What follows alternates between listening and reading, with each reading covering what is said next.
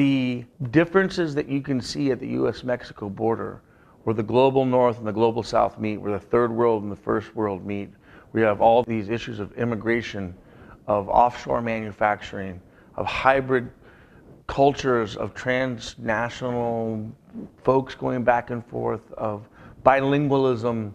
It's just such a contrasting, complicated region that really makes you think about your own existence, your own place in the world as well.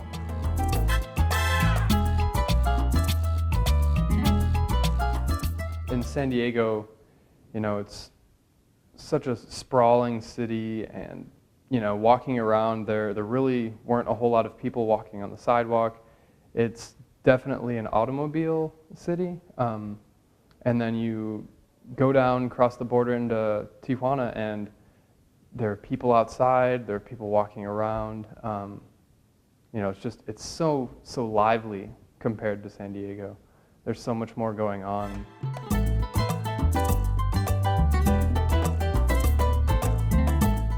The county of San Diego wanted to build a highway patrol station and build highways right there.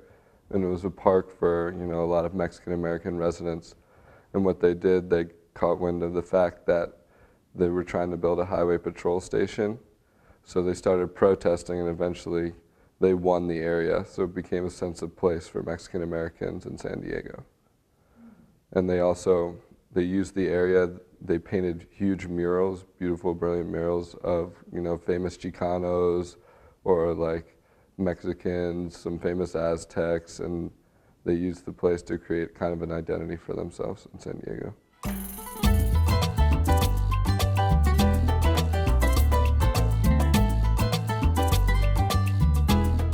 That tour was really unique because we got to see right up where Tijuana hits the United States and how much they're pushing against the border. And then if you look at the San Diego side, there's nothing there, and U.S. citizens can't even walk up to the border because the patrol won't allow that.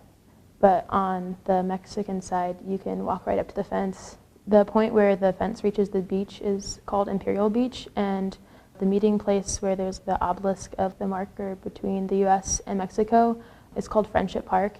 And you used to be able to go and meet family members who are on the other side, exchange money, gifts, have a conversation. And on the Mexican side, it's decorated with crosses for everyone who's died crossing the border. And they put up art, but the United States doesn't allow for that. That was actually really interesting because skulls are a common symbol you see in Mexican culture. And it was just it's almost like not like a celebration, but commemorating people who have tried to cross, and a symbol of their meaning behind crossing the border and the goal for a better life.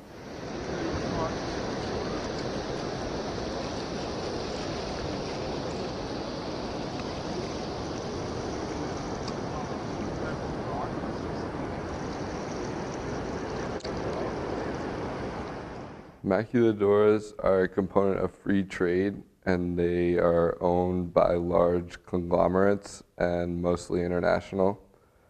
And essentially they are assembly plants. They receive all these different parts from around the world, and their job is to put these parts together. Like Tijuana is the television factory of the world, and they receive parts from all over the world just to assemble them there and then export them out for cheap labor. There are many health-related issues there. A lot of the materials they're working with that they're assembling in the plants are hazardous for a person's health, and oftentimes women who work in factories for 1 or 2 years will be at high exposure to many health risks. The hardest part of it was seeing the pollution, but also seeing how it affected families and children that were basically growing up without parents during the day.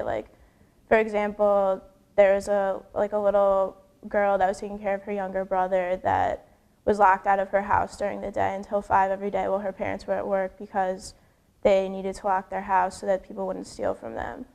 We worked in Goat Canyon, but they have a really big problem with erosion. For example, one of the days we were there, it rained the night before, and the erosion was so bad that kids had off of school and cars were getting stuck on the hills and stuff like that. So what we did was we built a portion of a wall using recycled material, And then we also planted plants that help with erosion into an area of the park in tires.